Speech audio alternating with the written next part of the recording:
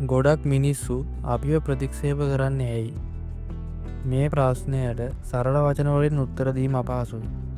මේ ප්‍රශ්නයට උත්තරයක් දෙනවා නම් ඒක හොයන්න ඕනේ මිනිසුන්ගේ සිතුවිලි රටාව, සමාජීය ගැටලු, ඇතුළත සහ පිටත හැඟීම්, ඔවුන්ගේ අතීත අත්දැකීම් සහ ඔවුන් පාවිච්චි කරන න්‍යාය රීති වලටත් අවධානය යොමු කරන්න වෙනවා. අපි මේක ගැන දීර්ඝව කතා කරන්නේ සාමාන්‍ය ජීවිතේ අපිට මුහුණ දීමට සිද්ධ වෙච්ච වෛර සහිත නොදැනුවත්ව පවතින විහිළුවක් වගේ පේන ප්‍රතික්ෂේප හැඟීම් ගැන. සමහර විට ඒවා අපිට ගණන් ගන්න පුළුවන්. සමහර විට ඒවා අපි දැනගන්නේවත් නැහැ. ඒත් ඒවා අපේ මනසේ තියෙන විශාල බලපෑම් තියෙන අත්දැකීම් වෙනවා.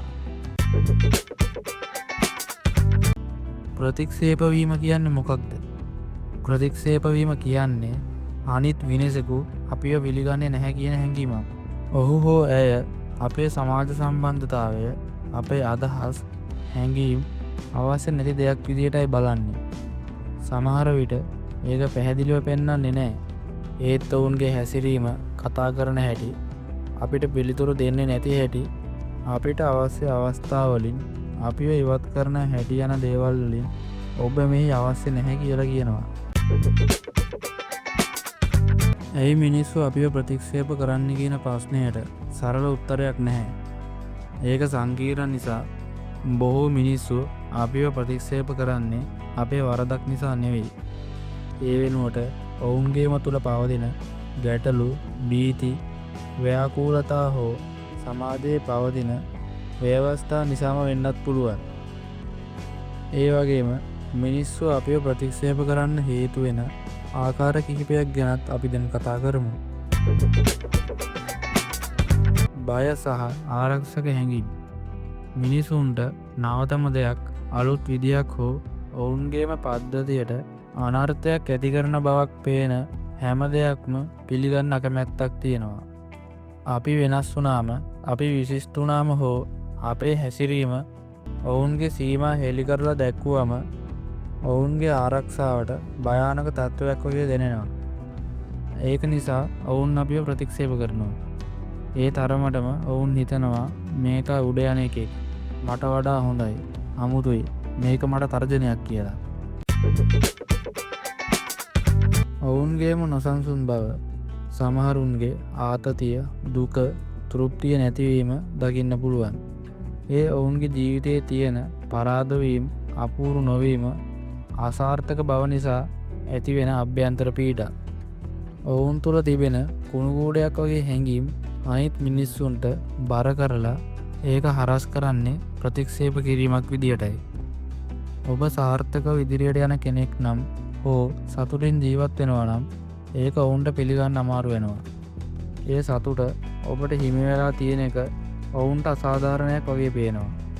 ඒ නිසා නිහතමානීව, නිහඬව හෝ උස්පහත් හැසිරීම් වලින් ඔබව ප්‍රතික්ෂේප කරනවා. සමාජමය ව්‍යවස්ථා සහ කණ්ඩායම් වලින් පිටවීම. සමාජය කියන්නේ එක කණ්ඩායම් පද්ධතියක්. ඒකේ ක්‍රමවත් නීති රීති පුරුදු තියෙනවා. ඔයා එම පද්ධතියට ගැලපෙන්නේ නැති කෙනෙක් වුණොත් ඔවුන් ඒකට අකමැත්තක් දක්වනවා. උදාහරණයක් විදියට ඔයා සාමාන්‍යයෙන් හැසිරෙන්නේ නැති ආකාරයෙන් කතා කරනවා නම් ඔයාගේ හැසිරීම විකෘතියක් වගේ ඒ අයට පේන්න පුළුවන්. සමාජය ඔයාව පිළිගන්නේ නැහැ. එතකොට ඔයාගේ ප්‍රතික්ෂේප වීම ආරම්භ වෙනවා. උදාහරණයක් විදියට ගමකින් කෙනෙක් නගරයකට ආවම ඒ කෙනාගේ වචන, ඇඳුම්, හැසිරීම වෙනස්. නගර මිනිස්සු එයා අපේ කෙනෙක් නෙවෙයි කියලා වෙන් කරනවා. මෙහෙම වෙන්වීමක් එනකොට අපිට තේරෙන්නේ ඒක ප්‍රතික්ෂේප වීමක් විදිහට. වියකීම සහ ප්‍රතිස්ථාපනය නොවීම. ඔයාගේ ජීවිතේ කාලයක් ගෙව්වේ මිතුරන් එක්කද? හදිසියේම ඔවුන් ඔයාව දුරස් කරන්න පටන් ගත්තා. ඔවුන් ඔයාව දුරස් කරනවා කියන්නේම ඔයාව වෙන ප්‍රතික්ෂේප කරලා. ඒ වගේ දෙයක් වෙන්න පුළුවන්. ඒ ඔයා වෙනස් වුණු නිසා. ඔයාගේ කල්පනා රටාව වෙනස් වුණු නිසා. ඔවුන් එක්ක ඉන්නකොට ඔයා ඉදිරියට ගියා. එතනින් තමයි ඔවුන්ගේ තරහ පටන් ගන්න. ඊට පස්සේ ඒ තරහව අන්තිමට ප්‍රතික්ෂේප වීමක් බවට පත් වුණා.